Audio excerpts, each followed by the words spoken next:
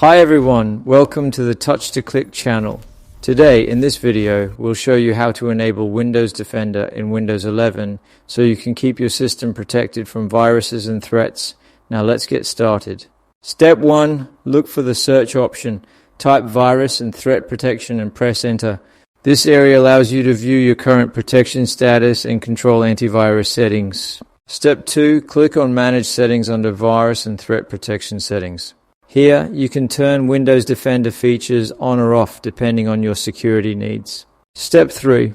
Turn on real-time protection if it is disabled. Real-time protection continuously scans your system and helps block malware before it can cause harm. Step 4. If Windows Defender was disabled due to a third-party antivirus, uninstall the other antivirus and restart your computer.